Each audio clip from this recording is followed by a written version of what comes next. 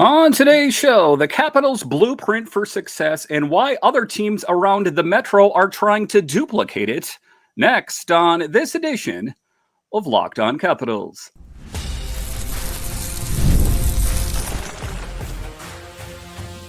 Your Locked On Capitals, your daily podcast on the Washington Capitals. Part of the Locked On Podcast Network. Your team every day. Well, hello and welcome into this edition of Locked On Capitals, part of the Locked On Podcast Network, your team every day. My name is Dan Holme. I've covered the Capitals for the last 3 seasons for Locked On and various other outlets before that. I'm also the host of the weekly show called The Capitals Minutecast, available wherever you find your podcasts. And as always, I want to thank you for making this your first listen of the day. Today's episode is brought to you by FanDuel. Right now, new FanDuel customers can get $200 in bonus bets if your first $5 bet wins. Visit FanDuel.com to learn more. So in this edition of Locked On Capitals, we talk about the Capitals' blueprint for success. If you take a look at what the Capitals did, is it wasn't a tear it down to the studs rebuild. We saw Nicholas Backstrom step away from hockey, TJ Oshie, Evgeny Kuznetsov, and it kind of fast-tracked that Capitals rebuild on the fly. Why did it work so well? And why are other teams around the NHL trying to duplicate that? I'll talk about that a bit later. Muse takes over in Pittsburgh.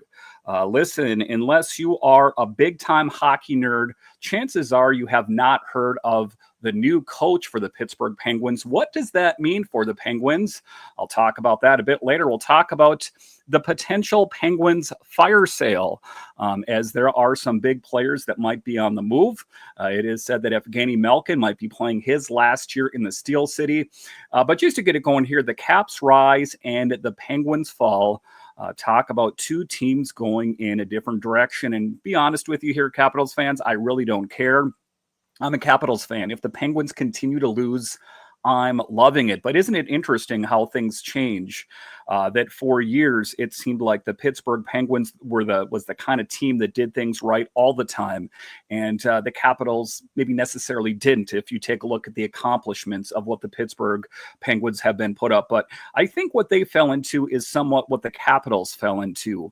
And that was holding on to an aging core for too long. But the fortuitous thing for the Capitals is that they were forced to make changes. I don't think, the changes that the Capitals made this past season and the past off season, I don't think those would have happened if Evgeny Kuznetsov had not been injured and wasn't able to return and step away.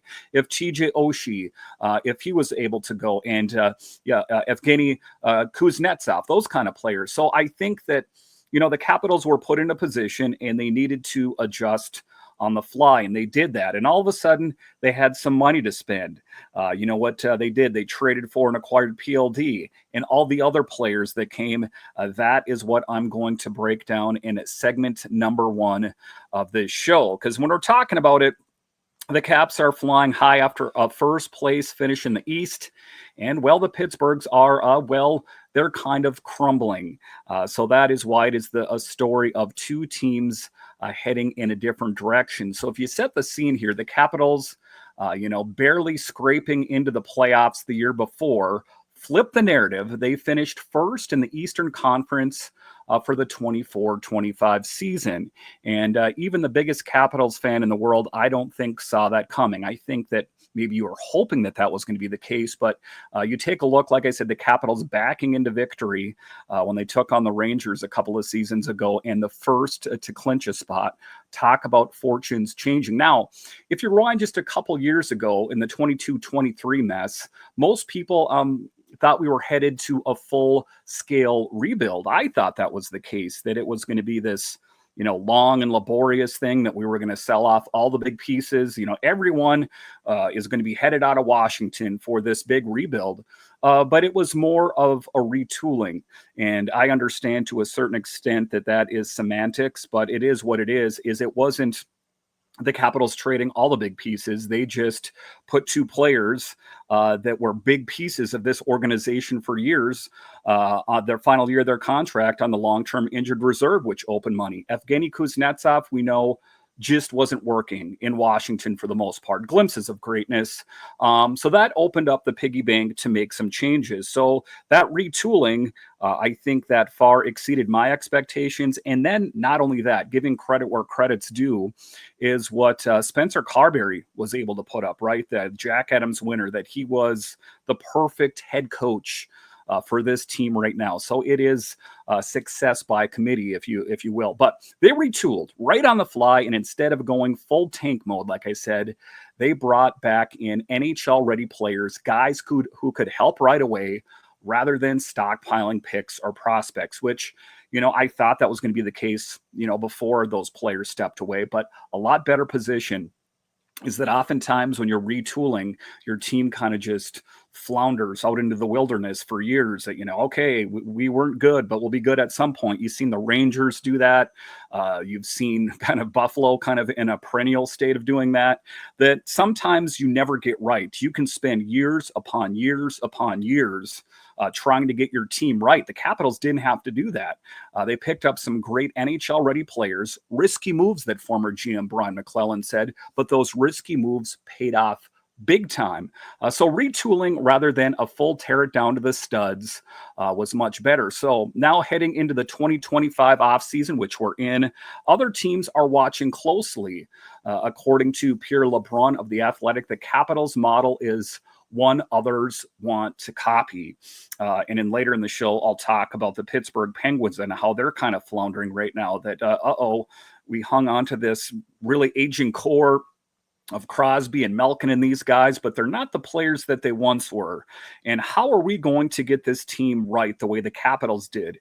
And in the final segment there, I'll talk about their head coach and how he's very geared towards younger players. But here's where it gets juicy. Apparently the other team seriously selling this summer is none other than the Pittsburgh Penguins. So interesting to see how the fortunes of two teams have changed. Like I said, the Pittsburgh Penguins just being an absolute powerhouse for years floundered last season. Kind of surprisingly, I got to say. I didn't really see the Pittsburgh Penguins struggling as bad as they did, but quite a fall from grace. You saw Coach Sullivan move on to greener pastures, ostensibly, by going to be the head coach of the Rangers. But I think it's a good thing. I think that Bryan McClellan and now Chris Patrick should take a lot of pride in what they were able to do, that they made the moves that maybe weren't the popular moves. Like I talked about them bringing in PLD, that was met with a lot of skepticism, but a lot of home runs in there as well. Chikrin, Logan Thompson, which maybe didn't necessarily seem like a home run at the time, but, one of the front runners for the Vezina, and, Duhaime and Radish and Matt Roy, just a perfect execution by former GM Bryan McClellan. And now we're going to see what Chris Patrick does, the current GM. What does he have up his sleeve?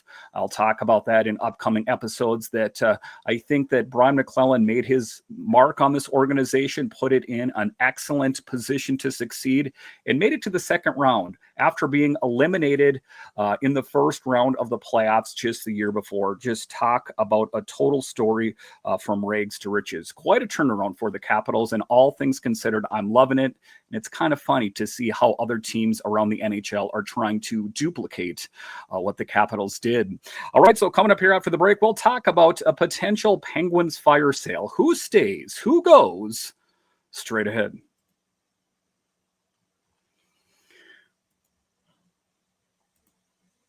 The NBA playoffs are in full swing, and every night delivers highlight-worthy performances, major momentum shifts, and can't-miss moments. Whether it's a game-winning shot or a breakout player, there's never been a better time to get in on the action. FanDuel makes it easy to stay in the game before tip-off and live. With player props, performance trends, and same-game parlays, fans have more ways than ever to play smart and win big. And listen, maybe your team's not playing in the playoffs right now, but if you want to have vested interest in these games, open up the FanDuel app, put a little bit of money on these games, all of a sudden they got that much more exciting. And are you new to FanDuel? It is the perfect time to sign up. Head to FanDuel.com and place your first $5 bet. If it wins, you'll get $200 in bonus bets. Make every moment more with FanDuel, official sports betting partner of the NBA. All right, welcome back into this edition of Locked On Capitals, part of the Locked On Podcast Network, your team every day. You can find me over on Twitter. It's at DanCaps218. You can find the show on Twitter. It's at Locked On Caps. So in segment 2 here, we're talking about changes that lie ahead for the Pittsburgh Penguins as, finishing not so great in the Metro Division, and them moving on from their head coach and bringing in some new blood at that position, which I'll talk about in the third segment. That, again, a team that held on to its lineup for too long. So what can we expect from the Penguins this offseason? That is what we're going to dive into in segment 2. So let's talk about the Pittsburgh Penguins situation in full. Pierre LeBrun reported that the Pittsburgh Penguins, quote, is listening on pretty much everyone other than their legacy guys, unquote.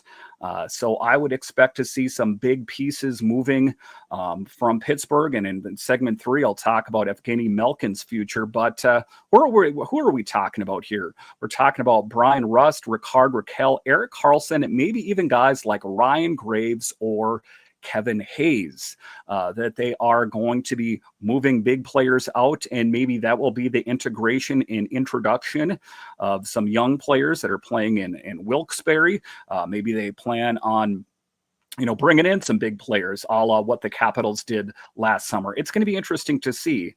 That's a lot of NHL talent suddenly up for grabs. I'm talking about Rust, Rakell, Karlsson, Graves, and Hayes. That maybe they have some tricks up their sleeve, but is that the right idea? And should they even really hold on to their legacy players? I think that if the Pittsburgh Penguins were serious about making big changes, I would listen to offers on everyone, except if they wanted to hang on to their biggest piece, and if Sidney Crosby, then I could see that. But I think most anyone else on the Pittsburgh Penguins right now, they should be listening to offers, because I don't think the Pittsburgh Penguins want to go down that road again. That is not going to look good on the GM, and it's also putting a tremendous amount of pressure on the new head coach there. Now, Russ, let's start with him, is coming off a career year, 31 goals, 34 assists, 65 points in just 71 games. Not too bad. Probably could get a decent return. And that's a big year, especially at age 33. But, that's what's kind of coming into focus. You're talking about 33, 34, 35, not too old for your average everyday person, but for a professional hockey player, it's not old, but he's getting there. He signed for 3 more seasons, a cap hit of $5.125 million. And here's the kicker, though. His no movement clause expires this summer. So it'll be interesting to see the tactics and what Dubas has up his sleeve about making that team better. And what kind of leash is he going to have if that team does not see results? Because let's be honest here, the Penguins have a long legacy of doing great things, regardless of the fact that I'm a Capitals fan and a podcast host for the Capitals. You gotta acknowledge the history there. Now, then there's Rickard, Rakell, Crosby's other top line winger. Last season, he scored 70 points. That's 35 goals, 35 assists, best season of his career. And like Rust, he signed for 3 more years with a cap hit of $5 million. So if you take a look at Rust at 5.125 and you take a look at Rakell at 5, that's opening up a tremendous amount of cap space that the Pens could go out and pick up some upper echelon players. So it's not too surprising, to be honest with you, that they're going to try to move on from some of these bigger players. You got to think that they're looking for upgrades, because if you just want to talk about Rust here, 31 goals, 34 assists, 65 points, 31 goals. That's not too bad. And you take a look at Rickard, Rakell, 35 goals, 35 assists. So if you're going to make an improvement there, other than opening up cap space, who is going to fill that bill? I mean, I think that, that's pretty good. I know they want to make changes, and sometimes teams make changes for change sake, but that is a lot of goals between just two players alone. That it is something that I'm going to want to monitor and see what they have up their sleeve there. The Pens are clearly ready to clear house. And look, if they trade both Rust and Rakell, suddenly Sidney Crosby is the only guy left who hit 60 points last season. So that is the rumblings out there of two players that ostensibly could be on the move. Is it the right move for the Penguins? I don't know. It's a bit risky. I guess it depends on what Dubas is able to pull off. Can he reel in a tremendously big fish? Then okay. But if you're moving on from, two players that have put up 30 plus goals, I don't know if that's the right thing other than cap space. I hear that. But you take a look at it. If they plan on doing that, that's not just a retool. That's a teardown. And I have a feeling that that is not it. I think, and I know that they have some clarity, but not some clarity, because it just seems like, for the past couple seasons in net for Pittsburgh, it's been uncertainty, kind of like the Capitals of a couple of years ago when it was Samsonov and Vanacek, that there have been guys, netminders for the Penguins that seemed like they were the guy. It was just never the guy. So that is something, if I was the GM, I would address as well. And keep an eye on Carlson as well. The 34-year-old blue liner could be another big name on the block. I remember when the Penguins signed him, and I thought, wow, that was a mic drop moment. I don't really think it got them the results that they were looking for. And with $24.5 million in cap space, the Pens might even absorb bad contracts just to hoard some picks. And again, stick with the show. That all ties in with segment number 3 and why they went with the head coach that they went with. But changes are a coming. I don't think as big a changes for the Capitals, but I think big time changes are in store for the Pittsburgh Penguins. And I think, the Carolina Hurricanes did some great things, and they're already kind of attached to some big names, or the rumor mill is swirling out there about them as well, that I think that, even if you make it to the playoffs, that's not enough anymore. I understand that there's teams that kind of flounder out into the wilderness for season after season after season, but certain teams, a lot like the Capitals, the Penguins, the Hurricanes, they have an expectation of making it to the playoffs every year. Like I said, the Sabres and, Columbus, these kind of teams, sometimes they're good. Sometimes they're not. I guess Columbus, of course, is better. But, the Buffalo has just wandered out into the wilderness for years. Big changes, I think, are needed for a lot of different teams around the NHL. I think the Penguins in particular are one to circle as a team that is going to be making big changes. I guess it remains to be seen what they have up their sleeve. All right. So coming up here after the break, we'll talk about the head coaching change in Pittsburgh, a relative unknown. Like I said, unless you are an extreme hockey nerd, chances are you have not heard of the new head coach of the Penguins. What does that mean for that team, and speak to which direction they're going? I'll discuss next.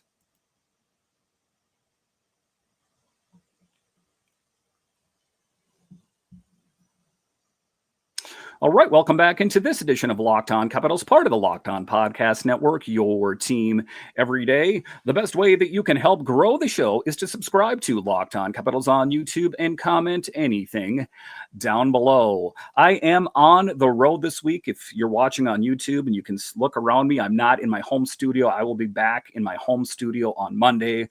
But thanks for sticking with me all week as I'm talking Capitals hockey with you on the road. All right. So in segment 3 here, we're talking about the head coaching change in the Steel City. And Mitch Love was one of the head coaches that was thought to be headed there. A lot of different names were, linked to the Pittsburgh Penguins as a potential replacement for Coach Sullivan there. And to be surprised, I'm surprised Mitch Love didn't get that job. But let's talk about that. Who is the new head coach? And also at the end of the segment, what the future is for Evgeny Malkin. So let's dive into that in the final segment here. So who's running the rebuild in Pittsburgh? Enter Dan Muse, the Penguins' new head coach. And unless you're deep into coaching circles, you might be saying, wait who. But ultimately, again, I'm not a Pittsburgh fan, but I'm just talking about this objectively as a fan of hockey in general, that I understand why they went with him. Once you investigate it a little bit, that they didn't do the familiar thing, which is reach into the head coaching recycle bin where this guy got fired here, it is picked up here. And all of a sudden you got this head coach that's been a head coach in the league for years and just shifts from team to team to team to team. But Dan Muse was brought to the Pittsburgh Penguins. He was an assistant for the New York Rangers most recently, and he is really keyed in on developing young players. So I think that, another page that he's taken from the Capitals, the Pittsburgh Penguins, that is that the Capitals, of course, they hired Spencer Carberry, a younger coach, and a coach that has a rapport with younger players, another head coach that's good at developing younger players. So again, I think that you can draw a lot of lines from the Capitals to the Penguins in particular, other teams as well, but more specifically the Penguins. So Dan Muse, again, I understand why it was done, because they are trying to put an emphasis on a younger direction and development. That's the big thing. And here's the lowdown. Muse has a lot of experience, 5 of them as an NHL, as an assistant with Nashville and the Rangers. He's got a strong record of developing young talent, including Ryan Leonard. Actually, our Ryan Leonard from the Caps prospect pipeline, that I understand, that I think that the Penguins were in the position that the Capitals were for years, when the Capitals went with Laviolette and they wanted to just keep pushing the aging core of the Capitals to try to win a cup. And then you realized this just isn't working anymore. And then all of a sudden you just turn the ship around and go in a different direction, a head coach that's more oriented towards younger players. That's what the Capitals did when Laviolette and the Capitals parted ways. They brought in Spencer Carberry. And again, a Cinderella story, a perfect fit for the Capitals. I think that the Penguins are hoping for the same thing with Dan Muse. He's run some elite penalty kills and worked at multiple levels: college, USHL, international, the works. So, even though that it's not a name that might be not too familiar, again, unless you're a Rangers fan that's listening to this, or just say you're someone that's totally dialed in with every aspect of the NHL, I'd be willing to wager that you might not be familiar with who he is. But Kyle Dubas said he wanted, quote, a development first, unquote, guy. And this is definitely that kind of hire. So, again, I agree with what Kyle Dubas did here, that he could have done the thing where he could have reached into the recycle bin to try to pull out a guy that's, has a history, or maybe one time was a head coach, like a Tortorella type, that, took, won a Stanley Cup somewhere, but kind of bounce with, here and there success, marginal success, some greater here or there. They did the right thing, I think, by bringing in a young guy, because it does appear to me that the Penguins want to go in a younger direction. Will he work out in Pittsburgh? That is the question I'm asking myself. Yes, I think he will. But is the team going in a younger direction? I talked about earlier in the show, are they going to plan on moving from Rust and Rakell for younger talent, prospects? That would definitely tie into that narrative of having a development coach. Are there guys in Wilkes-Barre, Scranton, that are due for a promotion? Again, I'm not too totally dialed in with their prospects in Pittsburgh, but I'd be willing to bet, they probably got some guys percolating down there that Dan Muse could help really kind of form their pro career in the right direction. So I think he will work if, in fact, that is the direction that the Pens are going in. Now, we can't talk about the Penguins without talking about Evgeny Malkin, and that's what I'll talk about to close out the show. According to The Athletic, this upcoming season, the 25-26 season, will be Malkin's last in Pittsburgh. No extension, no plans for a farewell tour, just one final year. And, you take a look at it, kind of going down the same direction, in my opinion, as Alex Ovechkin, I wouldn't be surprised if Malkin retires, and I wouldn't be surprised if Ovi retires at the end of next season. But keeping it with Malkin here, he had 50 points last season, but he also was a minus 24 and banged up for most of the year. Malkin's already said he doesn't want to play for another NHL team. So if he's done in Pitt, it's probably either retirement or return to the KHL. My hunch, if you're asking me what my hunch is, I would say that he probably retires. A long, great career with the Pittsburgh Penguins will go down as one of the greats in Pittsburgh. There is no doubt. But that is my hunch in which direction I think he's going in. But here's the kicker. Talking about this team, this rebuild, it's all pointing to one name, Gavin McKenna. The 2026 NHL draft darling McKenna scored 129 points in the WHL at 17. That's kind of like a McDavid type buzz. The Pens could end up with 2 first-rounders in 2026. Then there's and maybe the Rangers. If they tank hard enough, they could get McKenna and start their next core. Kind of like a Ryan Leonard, type, where the Capitals are kind of looking at Ryan Leonard to be, one of the key faces of the future of the team. Now the Capitals are building around Ovechkin and eyeing a cup run. The Pens are eyeing lottery odds. And that, Caps fans, is wild, wild twist in the greatest rivalry in hockey. So that is interesting, the position that the Pens are in. And ultimately, like I said, I don't feel too bad that they floundered. And it does appear that they might be all in on some young talent. I think that ultimately that's the right idea, as the NHL is getting younger and younger and younger, that if you can pull in a prize piece, you saw Bedard and what he meant for Chicago and will mean in years to come, and Macklin Celebrini in San Jose and what that's going to mean for that team for years to come. That, if the Penguins at some point here can reel in or, draft a really high draft pick and have a young face of the franchise, kind of like what Crosby was all those many years ago, that could be a game changer for a team that has a long history of doing great things. All right, once again, I want to thank you for joining me on this edition of Locked On Capitals, your only daily year-round podcast covering the Capitals. And I want to thank all of you that listen on the audio side and watch this on YouTube. You are what makes this show successful. When you're done here, head on over to Locked On NHL, as they have you covered 5 days a week, available wherever you find your podcasts and on YouTube. All right, once again, I want to thank you for joining me on this edition of Locked On Capitals, part of the Locked On Podcast Network. It is your team every day. My name is Dan Holme, and I'll talk to you again next time.